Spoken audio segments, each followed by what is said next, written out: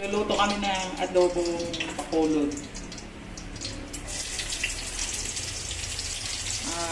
Tatawag dito sa Tagalog. Sibuyas kasi tawag sa amin ito eh. Dahon ng sibuyas. Dahon ng sibuyas.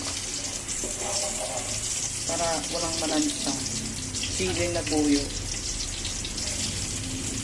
Marami kasi may mahilig sa spicy yung jowa ko. Hot daw kasi siya.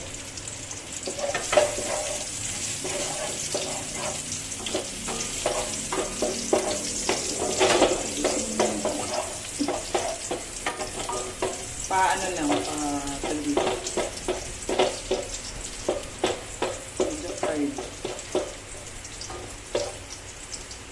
And then, onion muna kasi mabilis masunog yung garlic.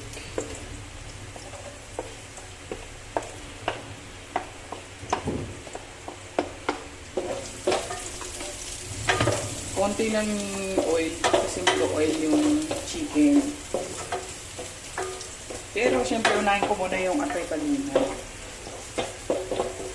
Kasi yun yung matigas. Pwede mo rin siya i-pause mo. Ipo-pause din yun. I-pause. May pause ba? Garlic. Tapos, kasi sinisisun ko yung garlic ko ng black pepper. Gusto ko naka-season siya para masarap kahit yung, ito lang siya, condiments lang. Tapos pag nagluluto, medium heat. Para maluto talaga siya. Hindi yung mahina. Dito para mahawak siya.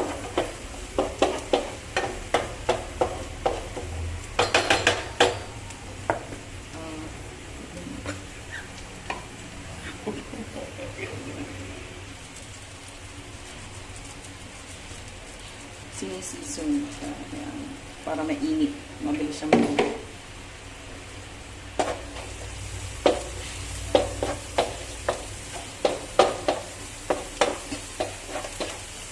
Bango. Walang luya kasi yung binilang ko, hindi man ako binigyan ng luya. So, alternative, yung dulo ng dahon ng dahon ng antayin na natin na mag-brown yung garlic. Tapos, yung balunan, liit lang yung cut para mabilis siyang mabilis siya lumambot. Ninuna ko talaga siya. Kasi gusto ko, tsaka kasama niya yung puso niya para lumambot yung tigasik. Sabi. I-mix mo lang siya. Ayan. Saka gusto ko talaga siyang ginigisa kasi siyempre alam natin yung balunan. Alam naman natin kung ano siya. Hindi ko na napakita yung paglinis pero pag naglilinis ako niya, mga 3 beses. Asin muna and then lalagay ko siya ng baking soda or cornstarch para matanggal yung lansa talaga. Tapos 3 hugas pala ng tubig para matanggal. Dakito nyo na siyang mag-brown na siya or anong tawag dito. Pwede na yung isunod yung chicken. Saglit lang. Medyo pwede mo naman i-pause mo. Chicken. Yung chicken kasi, parang 1/4 lang ata to. Yung ano lang, ibaba lang ng, anong tawag doon? Ibaba ng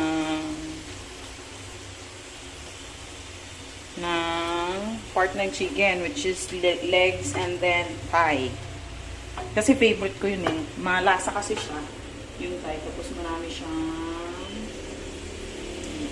so, bago ko siya talaga lalagyan ng mga condiments like soy sauce. Kailangan talaga mag-isa muna siya yung maluto. Yung natatanggal talaga yung pink-pink. Mas gusto kong ganun. Ganito ako magluto ng adobo sa Bacolod. Pero I don't know if other people in Bacolod would agree. But that's how I cooked my chicken adobo with Atay Balunan. And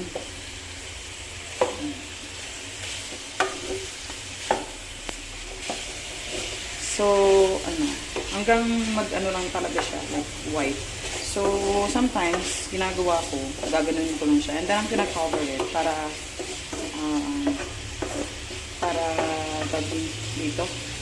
Yung maluto din naman yung sa taas. Medium heat pa rin yung yung mabilis lang naman siya kasi may may pepper ka na eh. Pepper helps heat para mabilis maluto yung pagkain. Tsaka, syempre, palasa na rin. Bago ko siya lagyan ng a little bit of water. So, mag-pause muna kami kasi matagal pa siya tatakpang So, ito na siya. I did put the garlic, what do you call it? Dahon ng laurel. I think it's basil in English. I'm not sure. But we'll research on that. Ready na siyang lagyan ng water. I put a little bit of water para lang lambot ng chicken. And then, after a bit, siguro sa ganito siguro mga onting water lang talaga.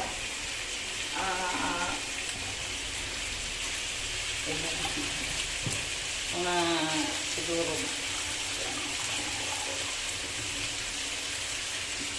konti lang talaga siyang water.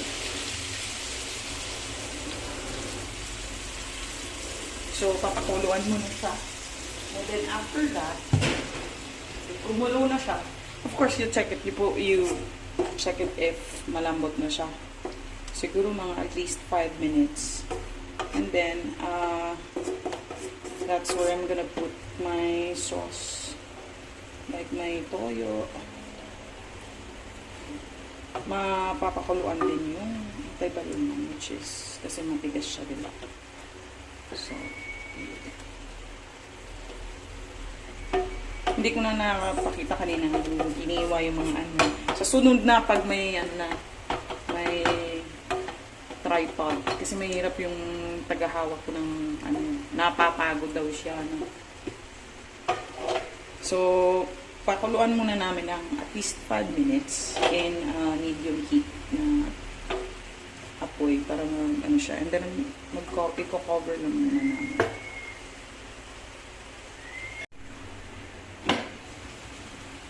So, maglalagay na kami ng toyo.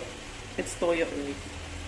It's dark soy sauce. So, I don't really have a measurement, pero baga I just ang tawag dun sa Tagalog, yung ni-estimate ko lang, in English pala yun. Ni-estimate ko lang talaga kung gaano kadami nilalagay kong toyo. Depende. Nangyari niyan. Medyo okay na siya. Later ko pa siya titimplahin. Naubos na ata yung water. Balance. Little bit. Oo. So, sometimes, if I'm gonna put, like, say, 3 or 5 tablespoon, or ito, tatlong ganito, it's going to be like 3:1 yung vinegar, yung ratio niya. So, tatlong ganito na toyo, and then vinegar. And then, so, mamaya ko na ilagay ng vinegar because matigas yung, titigas lalo yung balunan. If I'm gonna put the, what do you call that? The vinegar. So, ilalagay ko muna tong atay. Hindi ko siya ginagalaw hanggang siya maluto. I'll just flip it on the other side. Kasi gusto ko pag kumakain ako ng atay, it's na buo siya. Ayoko nung siya, yung durog. Diyan ko lang siya ilalagay sa taas. Hindi mo siya pwedeng isama sa gisa kasi madudurog siya. So, ganyan lang muna siya. Then, I'm gonna cover it again for at least 2 minutes. And then, I'm gonna flip it on the other side para even luto. So, I'm gonna flip it. Babalik pa rin ko yung atay. Para hindi siya yung, So, gusto ko siya yung buo. Ayoko nang na tuturog. Meron din namang mga taong gusto yung durog yung atay kasi para malasahan nila yung atay sa sabaw ng adobo. Pero depende. Kasi ako, tsaka yung girlfriend ko, gusto niya buo. Ayaw niya na yung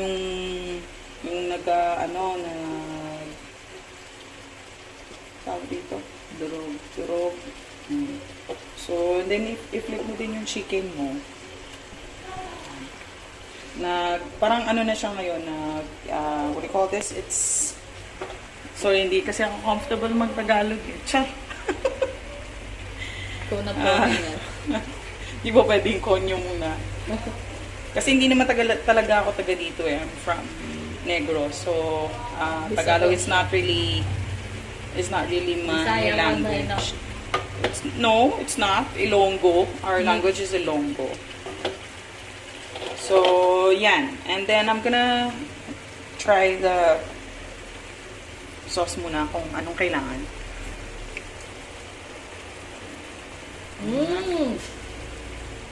Sayang. Ka.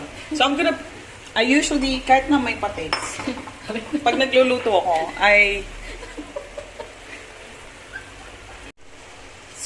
pag nagluluto ako, kahit na sa Bacolod, we don't really use patis.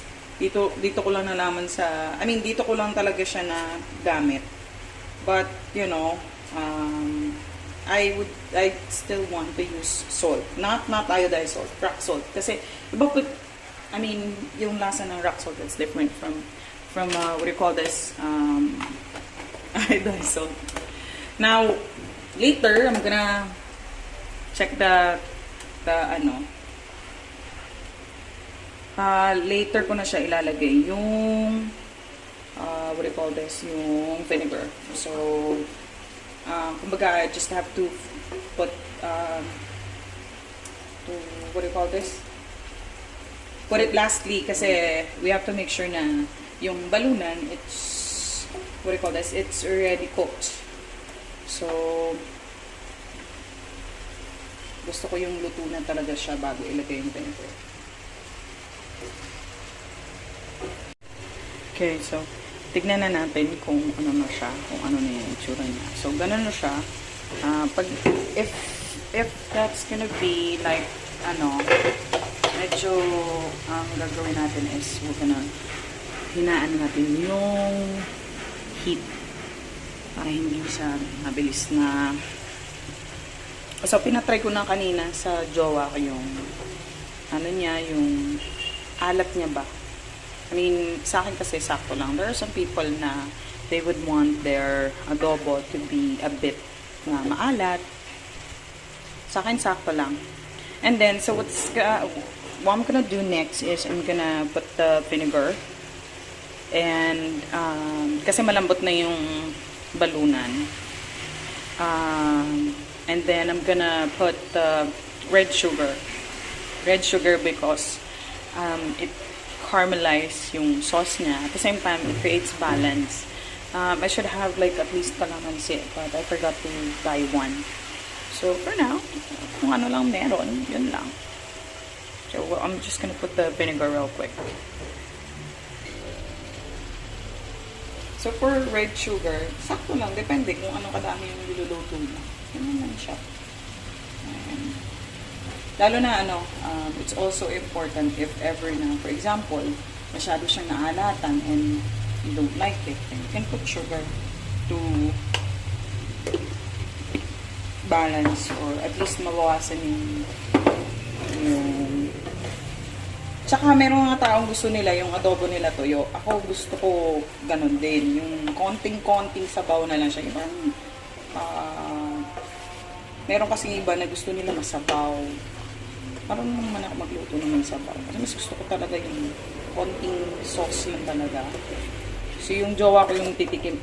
Yung jowa ko yung titikim ng luto ko lagi. Siya yung nagsasabi kung do I need to add anything.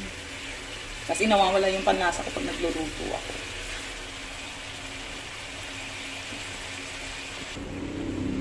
So last part is, tinikman niya na, sabi niya daw. Ang sabi mo? Okay na masarap. Masarap na. So last part is, I know it's not the usual thing that most people do with their adobo, but I usually like to put dahon ng, what do you call this? Because it's like it serves as our vegetable. It's not just about eating Dahon meat. ng sibuyas. Yeah. And, you know, ito talaga yung mga condiments na gusto ko sa pag nagluluto ako. I should have ginger. Yun lang. I don't really use, yung mga ready mix or like say, Because if matimpla ko lang na naman siya, basta kompleto lang. Rock salt, what do you call this? Rock salt, black pepper, eto, daming laurel, and then onion, garlic, then you have soy sauce, dark soy sauce, vinegar, tapos yung patis or fish sauce, I think in English. Yan, ganyan na siya. Okay na yun. Ganyan yung luto namin ng girlfriend. Ako pa lang nagluluto. So, okay na yan. And then, I'm just gonna turn it off para maluto yung papatay ko na yung apoy. So, parang ayan na siya yung finished product. Yung jowa ko yung nag-plating yan. Look. And yan lang. Yan na yung ulam namin.